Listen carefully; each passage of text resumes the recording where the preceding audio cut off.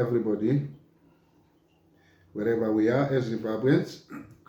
I got 4 talking points today, and I will try and be as brief as I can, because I know the attention span for these social media things is kind of problematic. Now, let me get to the point. I'm going to talk about the ideological status of ZANU-PF. That's number 1.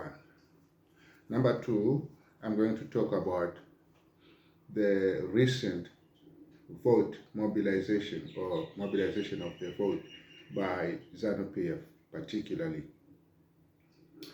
And number 3, I'm going to talk about patronage, nepotism, and the implication to governance. Number 4, I'm going to talk about the SADC Election Observer Mission report, the famous or infamous Nevers Mumba-led report. What has happened and what has been happening, and what is likely to happen. Okay, let me come back to the ideological status of ZANU-PF.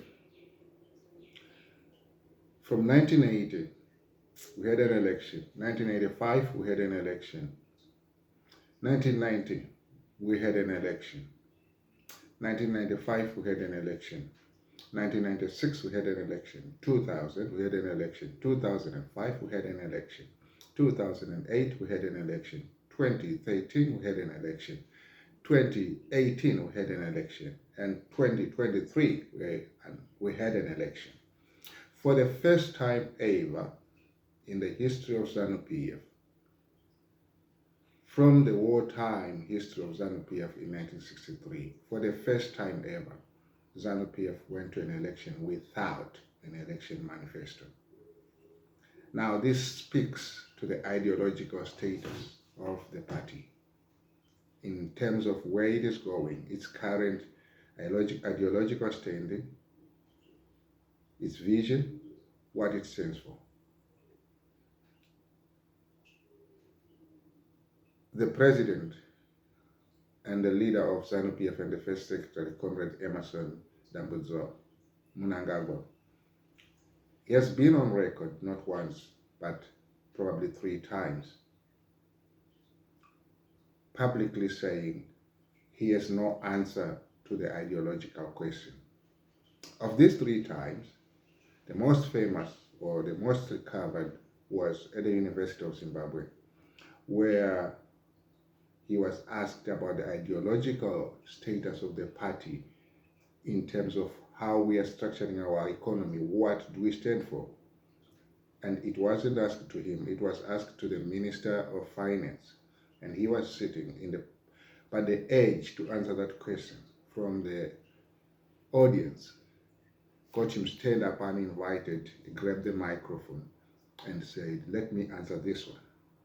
And he said, "Who cares about ideology when you are making money?" Now, that is a very loaded statement coming from a head of state, coming from the leader of a governing party in any part of the world. Who cares about ideology when you are making money? Our focus is to make money. Now, when you are making money is also a loaded statement. Who is making money? That's the question. Who is making money? Is Zimbabwe making money without an ideology? Is the economy making money for the people of Zimbabwe? Oh, there are people in Zimbabwe who are making money, and if they are making money, for whose benefit are they making this money?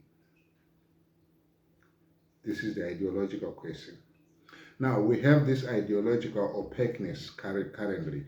We know that we started as a socialist state, and we lived up to it. Those that are young, born in 2000 or in the 90s, may not acknowledge this, but we lived up to it. We started as a socialist state. I was 2-3 years behind my education after the war because of what happened with the war and the involvement thereof. But In 1980, when I was supposed to be in high school, I was doing grade 5. And we had free education, free textbooks. That's when we built what we called apatops. That's when we had the policy to have a clinic within 10 kilometers of each village across the country. That's when we had the most renowned adult literacy campaign ever held in Africa, even ahead of the Thomas Sankara one that is also famous in Burkina Faso, which is between 1983 and 1986. But we educated our people. Those who couldn't read and write and were adults were taken into afternoon schools after work with volunteers teaching people how to read and write, even if Ian Smith had denied you an education. That was a socialist state. We are looking after our people. Adult literacy, the famous education policy, the health for all policy. We built the schools. And we had food for work. We rehabilitated our own roads with our own villages. And where necessary, we gave food as an incentive.